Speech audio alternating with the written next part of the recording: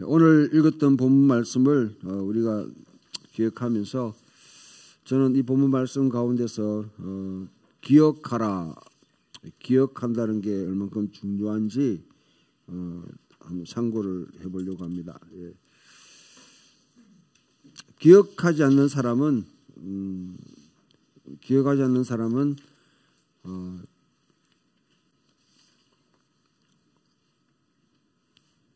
하나님을 경외할 수가 없습니다.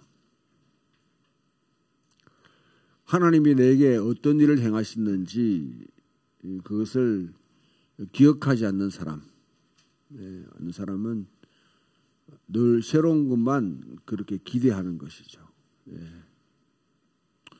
흔히 이런 말을 많이 합니다. 초대교회로 들어가자. 뭐 좋은 캐치프레이어죠. 예. 그런데 그 말을 하는 사람 되게 보면 역사 가운데 흘러왔던 교회에 대해서 별로 이렇게 좋은 생각을 하지 않습니다. 그래서 다 잘못됐으니까 다시 처음으로 돌아가자고 하는데 그거는 정말 무책임한 이야기고 과거주의로 회귀하는 것이죠. 예. 제가 그런 분들에게 묻습니다. 그러면 초대교회 이후로부터 지금까지 하나님은 한 번도 교회 가운데 같이 함께 하지 않으셨는가?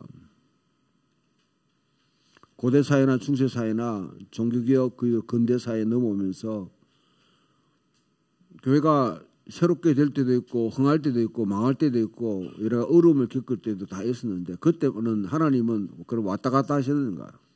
주무시고 계셨는가? 성령님은 똑같이 교회 가운데 성도들과 함께 하신 함께 고통을 받았었어요. 함께 고난을 받았습니다. 그 하나님의 흔적들을 우리들이 배우는 게 바로 역사인 거죠. 역사인데 그건 깡그리 무시해버리고 지금 잘못됐으니까 초대교회로 돌아가자는 것은 그건 완전히 비약하는 아주 전형적인 이제 이 근대성을 가진 사람들이 가지고 있는 생각입니다. 또 한 가지는 가난한 교인들 흔히 말하는 교회가 잘못됐기 때문에 밖에 이제 나가려고 하는 나가서 교회에 더 이상 소속되지 않겠다. 오히려 교회 설교 듣는 것이 내 신앙에 어떤 또 오염되고 또 상처 있고 또 힘이 든다, 왜곡된다. 그래서 교회 밖을 나가서 그냥 있는 사람들을 가난한 교인이라 그렇게 하는데요. 1차적으로는 교회가 책임이 많죠. 저와 같은 목사들이 책임이 많죠. 그러나 어떤 수준에서 일하든 어떤 관계에 있든지 여러분 그거는 정말 성육신한 그리스도를 잘못 이해하고 있는 사람, 예수 그리스도를 잘못 알고 있는 사람들입니다. 예수님이 이 땅이 좋아가지고 1세기 당시에 유대 사회가 편해가지고 살기 좋아서 내려오셨습니까? 역사 가운데 가장 힘든 상황이었습니다. 이스라엘 민족 가운데 더럽고 추죽고 악하고 때로는 엉망이라도 그것을 갖다가 그걸 싫어서 떠나는 것이 아니라 예수님은 거기서 죄송합니다 이런 말에 기어들어오셨어요. 그때에 바로 해결책이 있는 것이죠. 문제를 풀 수 있는 힘이 있는 것이죠. 성육신이 안 되면 그러면 주님께서 우리 요구하는 것은 내 수준으로 올라오라는 것이네. 하나님께서 내 수준으로 올라오려 했으면 올라갈 사람이 여기 있는 분들은 많이 계시겠죠? 바울은 이상하게 고백합니다. 모든 사람이 죄를 범하였음에 하나님의 영광에 이르지 못하더니 모든 사람이 하나님 수준으로 올려가려고 다 턱없이 부족한 상황이다. 하나님이 자기 아들을 우리에게 내어주사 이 땅에 보내셨다는 것이죠. 1세기 당시에 대부분 유대인들에게도 많이 영향을 미쳤던 헬라 사상에는 플라톤의 영향이 굉장히 강합니다. 플라톤의 사상은 육신은 이건 감옥이라 생각하는 것이죠. 이거는 벗겨내야 되는 거예요. 오히려 그 사상이면 죽음을 반깁니다. 왜? 죽음은 육신을 벗는 시간이기 때문에, 영혼으로 돼가는 시간이기 때문에 그것을 오히려 반기는 거죠. 어찌하든 육신을 벗고 뭔가 육신의 통제를 받지 않는 삶을 살기를 원하는데, 그래서 육을 악하다 그렇게 하는 거죠. 죄가 부패하고 썩어 빠지는 것으로 생각하는 것이죠. 당대 많은 사람들, 철학자들 다 이것을 벗기려고 노력하고 탈피하려고 했는데, 말씀이 육신이 되어 우리 가운데 가심에 우리가 그 영광을 보니 아버지의 독생자의 영광이요 은혜와 진리가 충만하더라. 말씀이 되신 그분은 오히려 우리 가운데 기어 들어오신 것이죠. 육신을 입으시고. 이게 여러분 예수 그리스도 아는데 첫 출발점입니다. 첫 출발점. 성육신이 이해되지 않으면 십자가나 부활, 성천 다 꽝거리 다 보십니다.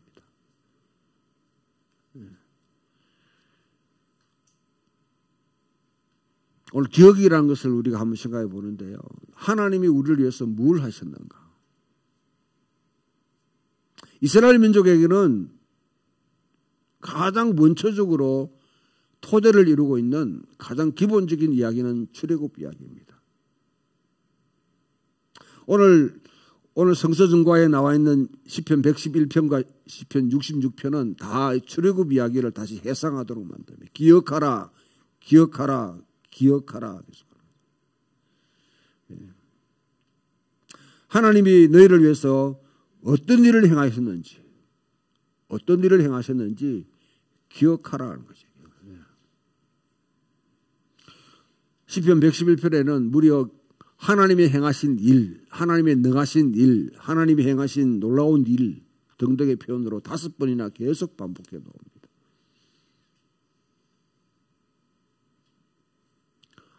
하나님이 우리를 위해서, 너희를 위해서 뭘 했느냐? 이스라엘은 하나님에 대한 이 출애굽의 기억을 잊어버릴 때는 방자하게 행해가지고 제멋대로 굴었습니다. 결국 타락의 길로 가는 것이죠. 그 끝은 뭡니까? 유배입니다. 유배. 신명기는 기억하지 못하고 토라를 지키지 않으면 내가 너를 뿌리 뽑아가지고 다른 곳으로 내보내겠다고 하셨어요. 왜 이스라엘 백성들이 그와 같은 길로 갔습니까? 사사기 시대가 왜 문제가 있습니까? 그 문제 중에 한 개는 여호수아를 기억하지 않는 세대가 등장했다는 것이죠. 모세와 여호수아 출애굽 이야기를 기억하지 못하는 세대가 등장했다는 것이죠. 기억을 다음 세대에게 전수하지 않으면 여러분 넥스트 제너레이션, 다음 세대가 다음 세대에게 우리 복음을 전하지 않으면 다른 세대가 등장합니다. different generation. 다른 세대, 전혀 결이 다른 세대가 등장합니다. 그런 측면에서 앞에 있는 세대가 정말 중요한 거죠. 때로는 앞에 있는 세대가 비판을 받을 점도 있지만은, 그러나 여러 가지 상황들 속에 신앙을 담지하고 품고 다음 세대에게 물려주는 이 역할을 하지 못하면 세대가 단절되는 시대가 옵니다. 지금 한국교회가 심각한 위기에 등장하는데 우리도 마찬가지죠. 우리도. 어느새 보니까 중고등부 주일학교가 다 없어져 버렸어. 네.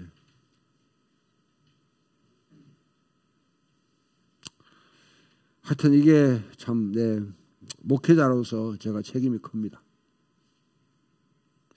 책임이 큽니다.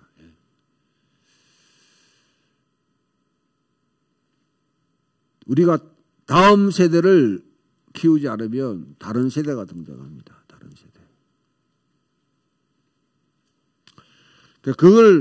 그걸 갖다 계속 기억하게 만드는 게 이스라엘 절기입니다. 유월절, 오순절, 초막절은 그냥 뭐 과일 해가지고 잔치하고 뭐 이렇게 놀이하려고 하는 시간이 아니라 그 세 가지는 아주 중요하게 계속 1년마다 돌아가면서 3번 명확하게 기억하는 시간이죠. 출애굽할 때 광야 시절 그리고 요단강을 건너서 약속의 땅에 들어간 사건을 계속 회상하게 됩니다. 너희가 누구냐? 좀 자존심 상하도록 계속 이스라엘 백성 너희는 옛날에 노예됐던 사람들 노예 생활. 우리 한국말로 하면 상놈들이야 상놈들. 상놈들이다. 상놈인 너희들을 갖다가 너희를 구출해서 너희를 왕같은 제사장으로 택하신 족속으로 거룩한 백성으로 만들었다. 그 목적이 뭐냐 목적이. 왜 하나님께서 이스라엘 백성들을 애굽 땅에 살고 있던 그들을 건져내 가지고 광야 생활을 하게 하고 가나안 땅에 들어가게 하셨는가. 이스라엘 자신만을 위한 건 아닙니다. 이스라엘 자신만은 이스라엘이 불쌍해가지고 고통스러우니까 건져내야 되겠다 싶어서 그와 같이 하나님이 구원의 행위를 한 것이 아니라 여러분들이 성경을 출애굽기 19장 4절 6절 제가 읽어드릴게요. 내가 애굽 사람에게 어떻게 행하였음과 내가 어떻게 독수리 날개로 너희를 업어 내게로 인도하였음을 너희가 보았느니라. 세계가 다 내게 속하였나니 너희가 내 말을 잘 듣고 내 언약을 지키면 너희는 모든 민족 중에 내 소유가 되겠고 세계가 다 내게 속하였나니. 웃기는 이야기잖아요 이게. 지 앞가림도 못하는 사람들 그 여러분 부족들을 노예 생활하다가 긍긍 매던 사람 끄집어내가지고 하는 말이 세계가 내 다 속했다는 거. 다른 민족이 되려면 니나 잘해라 하는 거죠 이게. 응? 누구나 잘해라 이렇게 하는 거죠. 겨우 건진받은 사람들에게 세계가 다 내게 속했다는 말은 뭡니까? 너희는 세계를 위해서 부름받은 사람이라는 것이죠.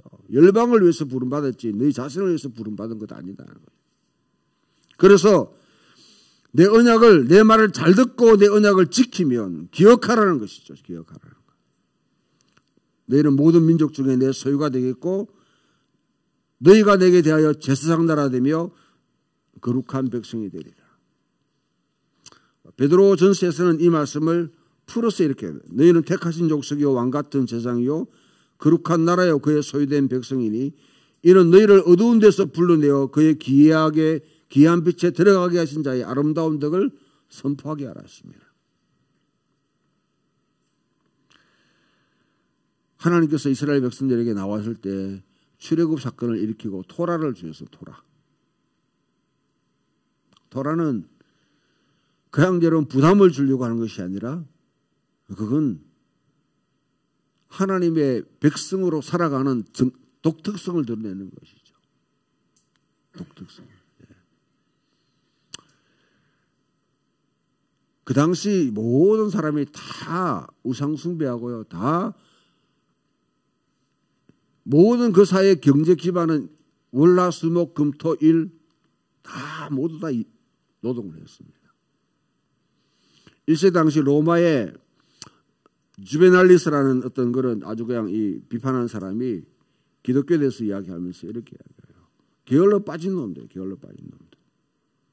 어떻게 하루를 갖다가 내가지고 일도 안 하고 그냥 놀려고 하느냐 어떻게. 다른 사람들이 보기에는 이상한 독특한 사람들이죠. 이상하기 짝이 없는 사람들이죠. 그리스도인들은 교회 와서 회개합니다. 죄를 고백합니다. 이 모든 사회에서 죄라는 것은 서로 감추기로 하고 변명하기로 하고 남의 탓으로 돌리기로 하는 그런 사회. 지가 잘못해놓고 남한테 다 핑계 돌려가 덮어 씌우는 게 이 세상의 하나의 방식인데 그리스도인들은 이상한 버릇, 자기 죄를 고백하는 자기. 이 세상을 거슬러가는 삶인 것이죠. 자기 자신의 잘못을 솔직하게 인정하고 하나님 앞에 고백하는 것이죠. 다른 사람이 깨우쳐지면 거기에 대해서 깨닫고 내 잘못에 대해서 뉘우치고 뉘우칠 뿐 아니라 방향을 전환하면서 그와 같이 이거는 근대에 찌들어 있는 사람에게는 도무지 이해가 되지 않는 삶의 방식입니다. 이것을 거슬러 가는 것입니다.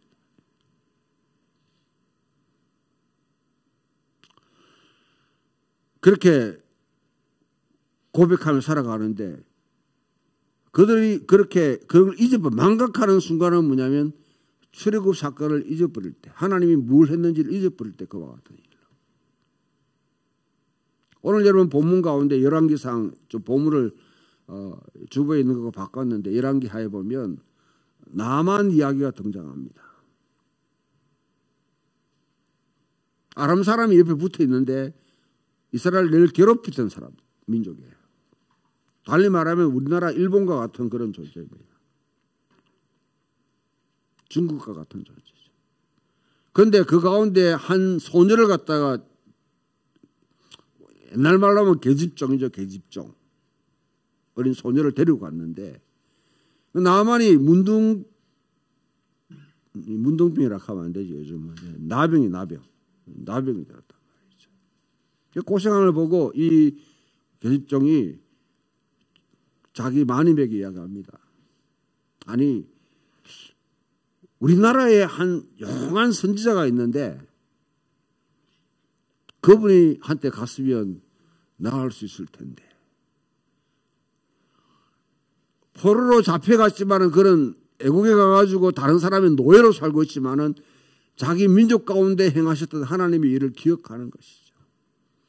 엘리야를 통해서 하나님이 행하신 것을 기억하는 사람을 통해서 하나님 기적을 일으킵니다. 결국 나하만이 이스라엘 찾아갑니다. 오늘 본문을 읽어보면 여러분 속으로 아주 그냥 웃기는 장면이 등장하죠. 나하만은 사실 엘리사를 찾아갔는데 왕이 옷을 찢고 난리야 보면. 자기 주체를 모르는 사람은 이런 이제 하는 거죠. 엘리야가 만나가지고 엘리야서 요단강 가가지고 7번 씻어라. 요단강을 이야기할 때 이 여러분 나하만이 분명히 비교하는 게 있습니다. 우리나라에도 멋진 강들 많다.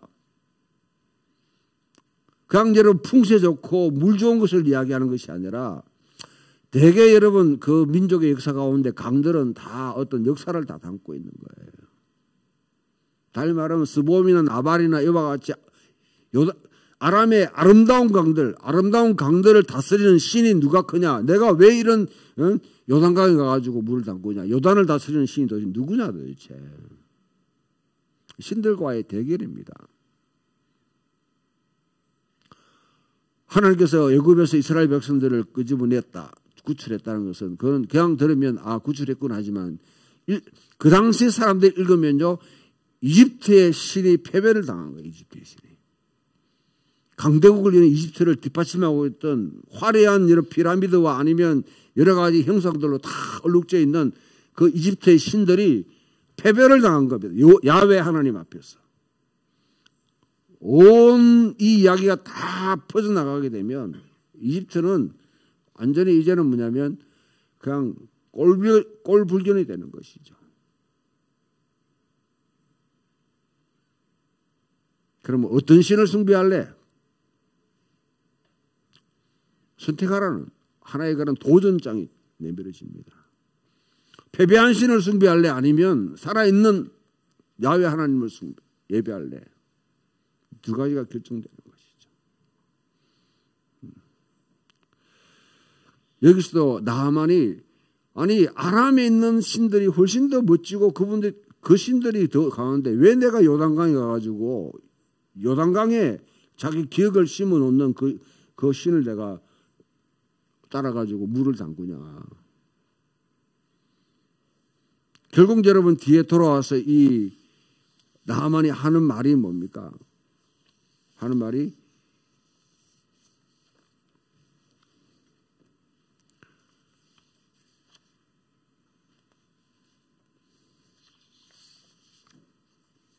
내가 이제 이스라엘 외에는 온천하에 신이 없는 줄 알았나이다. 내가 이제 이스라엘 외에는 온천하에 신이 없는 줄 알았나이다. 결국 여러분 자기가 나음을 받은 그 사건을 두고 신들의 경쟁에서 아람을 다스리는 신은 자기를 치유하지 못했다는 것이죠. 그러나 엘리사를 통해서 순종했더니 그 야훼 하나님의 자신을 치유했다는 것이죠. 한 여인의 한 계집종의 기억이 결국 여러분 그 나라의 군대 장관의 신앙 고백을 이끌어내는 겁니다. 내가 이제 이스라엘 외에는 온 천하에 신이 없는 줄 아노라. 야훼 하나님을 기억하는 것입니다. 기억하지 못하면 방자하게 행동하게 되는데요. 여러분 안식일을 십계명의 안식일을 기억하고 그렇게 구별하라고 하는 기억하고 안식이라는 걸 갖다 딱 염두에 두면 그냥 여러분 그냥 일주일 중에 하루를 갖다 교회 가 아니면 뭐 지키는 이 생각하면 안식일을 기억한다는 출애굽 사건을 기억하는 것이죠. 우리들 사회에 신앙생활할 때 예수님이 십자가에 죽으시고 부활하사 하나님 보좌에 자정하셔서 우리에게 성령을 보내신 이 놀라운 일을 망각하면 예배 다른 거 다 하고 필요 없으면 예배 오는 거죠. 교회 헌금 왜 합니까? 다 쓰고 난 뒤에 남으면 교회 헌금하는 거죠. 봉사 하려다가 여러분 시간 남고 에너지 남으면 교회 봉사하는 거죠. 이 핑계 저 핑계 되면. 그러나 예수님 십자가에 죽으심과 부활하심 우리에게 성령을 보내주신 거 지금 다스리고 있음을 갖다 기억한다고 그러면 그리스도인들은 긴장감 속에 살아갈 수밖에 없습니다. 긴장감 속에. 하나님이 뻔히 눈 뜨고 계시고 성령이 우리 속에 살아있는데 내가 무슨 짓을 갖다가 어떻게 해요? 하나님 앞에 순종할 수밖에 없는 거죠.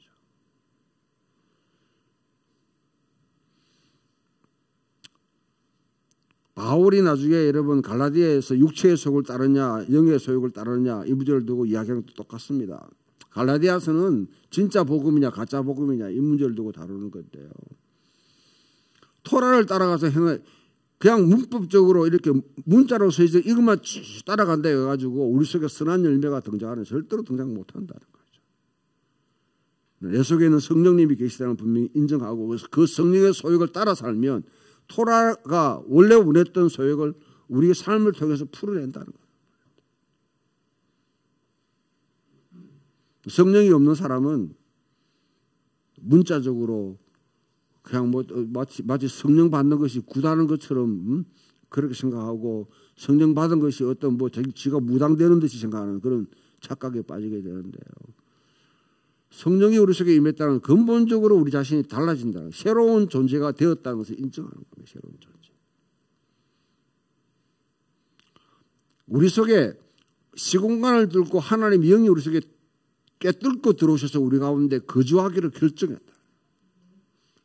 그러면 나는 성전이 되는 겁니다. 하나님이 영이 가시는 전이 되는 것입니다. 그 순간부터 나는 아담을 하나님께 창조하고 난 뒤에 에덴이 성전이에요. 성전. 그 안에 아담을 제사장으로 세웠단 말이죠. 아담이 실패했습니다. 그럼 성령께서 내 속에 깨닫고 들어오셔서 내 가운데 거하신다는 것은 뭡니까? 내가 그리스도 안에 새로운 아담이 됐다는 것이죠. 새로운 인류가 됐다는 것이죠. 내 몸이 하나님의 전이 거하시는 하나님의 영이 거하시는 절이 됐다. 그러면 나는 이 땅에 하나님의 성전이 무엇인지 하나님의 성전이라는 것은 하늘과 땅이 맞닿는 곳이 맞닿는 것.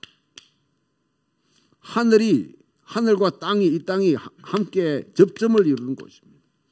내 속에 하나님의 통치와 이 세상의 통치가 접점을 이루면서 하나님의 통치를 이루어가는 삶을 사는 것이 바로 성전인 것이죠. 누가복음에 예수님의 비유 가운데 여기도 나병 환자 걸린 사람 사마리아에 갔는데 10명의 나병 환자들이 있었단 말이죠. 주 예수여 긍휼히 여겨 주십시오. 하도 소리치니까 주님이 그들을 치유해 주셨는데 불쌍히 여겨 주시옵소서. 불쌍히 여겨 주십시오 하고 외치니까 그래서 주님께서 안수해가지고 안수했는지 제사장에서 보이라 하니까 다 나와버렸어. 돌아왔는 사람이 10명이 다 치유받는데 한 명만 돌아왔는데 보니까 사마리아인이에요. 당시 유대인들에게는 사마리아인은 개라고 생각했어요. 밥도 같이 먹지 않았습니다.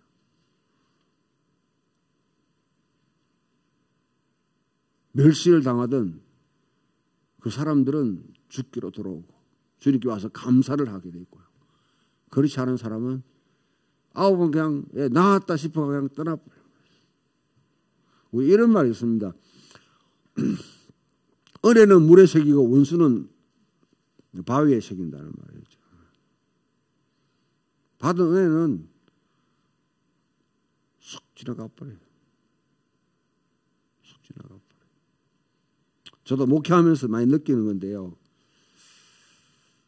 참 암만 베풀어 주는데 그 은혜를 갖다가 이렇게 뭐 호의를 베풀어 줘도 그건 몰라요.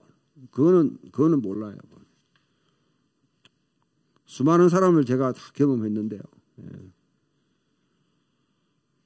그냥 말 한마디, 어떤 행동, 아니면 뭐 그거 뭐 상처 입었다고 그냥, 그것만 기억하고 있는 거죠. 하나님도 마찬가지입니다. 하나님께서 나를 위해서 뭘 했는가를 생각하면 때로는 하나님께 우리에게 고통 줄 수 있고 또 고난도 줄 수 있습니다. 때로는 병도 줄 수 있는 거예요.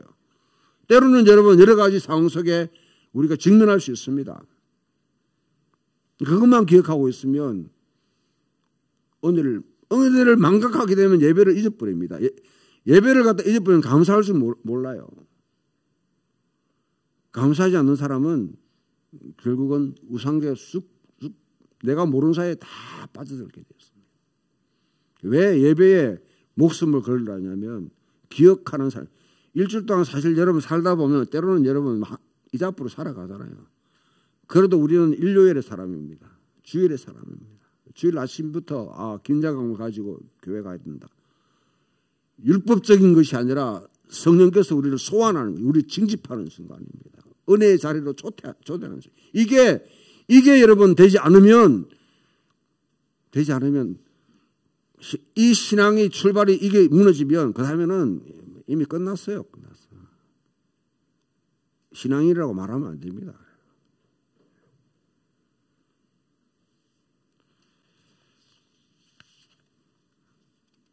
기억하는 사람은 결국은 이와 같이 자기 받은 은혜를 기억하니까 돌아오잖아요. 사마리아 사람. 마지막 바울은 디모데에게 권면합니다. 강력하게 권면합니다. 내가 전한 복음대로 다윗의 씨로 죽은 자 가운데서 다시 살아나신 예수 그리스도를 기억하라.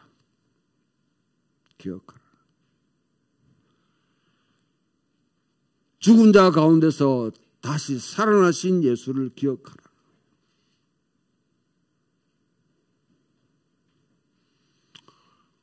십자가는 그냥 은혜의 여러분 시간 보혈을 흘렸다.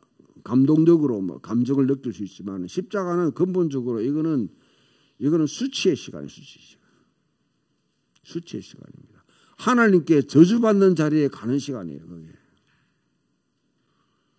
우리 위해서 죄의 율법의 모든 저주를 다 짊어지시고 십자가를 지신 예수. 그 다음에 부활은요 근본적으로 혁명적인 교리입니다. 부활을 누가 가장 싫어하는 줄 아세요? 알아도 받아들이지 않는 게 부활 교리입니다. 사람이 죽었다 살아났다 해도 싫어해요. 그게 여러분들이 뭐 믿기지 않는지 모르지만 성경에 나와 있어요. 보면 나사로를 예수님이 살렸습니다. 유대인들이 좋아했습니까? 죽었던 사람이 살아났잖아요. 무덤에 3일 동안 남아가 시체 냄새가 나는 사람을 갖다 살려버렸잖아요. 예수님이. 그러면 모든 사람이 와 할렐루야 하면서 막 다 환영하고 받아들여 예수를 믿었습니까? 사두개인 가야바는 딱 합니다. 민족을 위해서 한 사람이 죽는 게 낫다. 예수가 죽어야 된다. 제거해야 된다. 저 사람. 죄는 제거해야 된다. 바리새인이나 다른 사람들도 바리새인은 부활의 교리를 알고 있는 사람, 믿는 사람들이에요. 믿는 사람들. 근데 그걸 거부해버린 거죠. 사두개파들이 왜 부활교리를 근본적으로 인정하지 않습니까? 그거는 예수님 부활이 있다고 그러면 세계가 판도가 바뀌는 거예요. 완전히 세계가 재정렬되고 질서가 다시 이루어지는데 지금 기득권을 누리고 있고 지금 화롭게 평화롭게 살고 있는 사람이 부활을 왜 좋아합니까? 자기 기득권이 다 뒤집어지는 시간인데.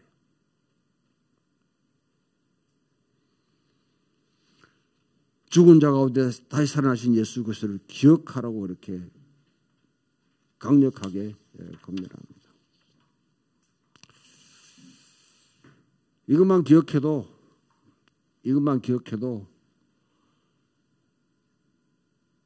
우리는 하나님 앞에 신실하게 살아갈 수밖에 없을 겁니다.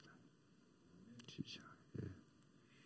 하나님은 언약에 신실하시니 자기를 기억하는 자를 결코 망각하지 않습니다.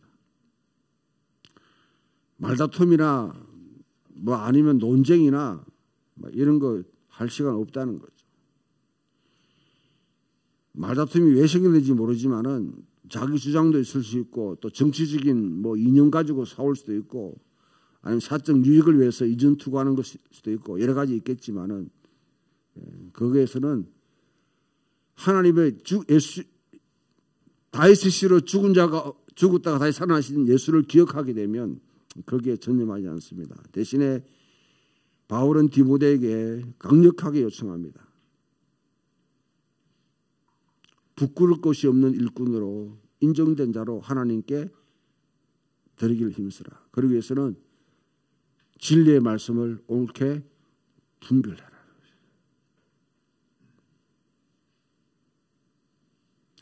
진리의 말씀을 옳게 분별하라. 옳게 분별하다는 이 말에서 우리가 요즘서는 정통이라는 단어가 나옵니다.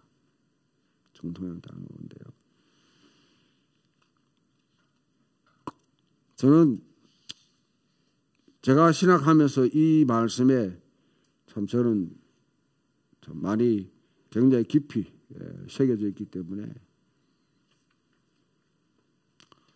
사실 강단에서 설교하는 시간이 가장 힘들어요. 힘들어.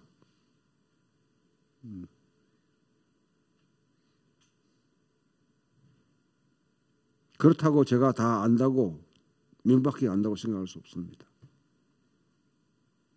끝까지 죽을 때까지 진리를 분별해가고 알아가는 것이죠. 하나님 말씀을 기억하지 않으면 여러분 하나님 말씀이 여러분 속에 새겨지도록 하세요. 특히 우리 원전이나 또 우리 서진이 같이 이 주일학교 아니면 청년들 여러분들 위기의 순간에 인생의 위기의 순간에 빛을 발하는 게 하나님 말씀입니다. 그리고 여러분들이 부르는 찬양이 가슴 속에 새겨지게 하세요. 기도할 때나 아니면 어려울 때나 좋을 때 여러분 속에서 푹 찌르면 찬양이 나오더라고요. 그러면 진리의 말씀이 나를 이끌고 갑니다. 나를 이끌고 갑니다. 복 있는 사람은 악인의 길을 쫓지 않고 죄인의 길에 서지 아니하고 오만한 자의 자리에 앉지 아니하고 오직 여호와의 율법을 즐거워하여 그 율법을 주야로 묵상하라. 대책임지라.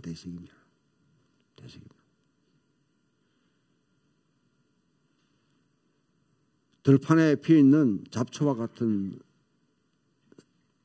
그런 삶이 아닌 여호와의 전에 신기한 하나의 참 나무가 되기 위해서 말씀들을 여러분 묵상하시고 또 새기시고 이해가 안 돼도 그냥 새기세요. 저를 키우신 목사님이 신학교 가기 전에 왜 성경을 벽독하라고 했는지 이제는 어렴풋이 알겠어요. 그전에는 좀 너무 과한 요구를 한다 생각하고 필요 없다 생각했는데 알든 모르든 읽고 하니까 이게 새겨져 버려. 새겨진 말씀은 우리 이런 말이 있잖아요. 몸이 기억한다는 말이 있잖아요. 몸이 기억한다. 그와 새겨진 말씀은 떠나지 않습니다. 그래서 기억할 수 있는 저와 여러분 되기를 소망합니다. 통치자들은요, 이 땅에 여러분 5년짜리 대통령 갖고 슬퍼하고 기뻐하고 즐거워할 필요가 하나도 없습니다. 통치자들이든 관직을 맡은 사람이든 교회 직분을 맡은 사람이든 누구든지 지금 교회 여러분들 운영위원회 맡은 여러분도 마찬가지입니다. 공식적인 직분이 주어졌다면 언젠가는 하나님 앞에가 다 하나님이 어카운트 하십니다. 헤아리십니다.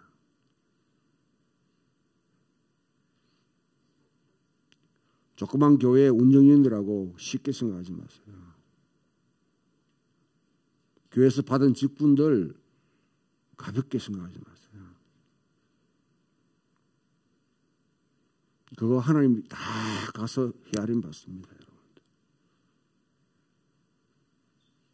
대통령도 국회의장도 국회의원도 마찬가지예요. 설교자가 하나님 앞에 나가서 마음대로 지킨 거 나중에 가면 다 카운트 받게 되어 있어요. 하나님은 분명히 이 땅에서 우리가 행했던 일에 대해서 반드시 헤아리십니다.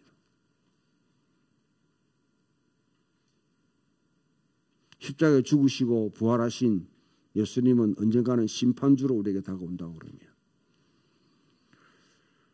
그 주 앞에서 늘 기억하는 삶을 신실하게 살아가는 저와 여러분 되기를 주님 이름으로 축원합니다.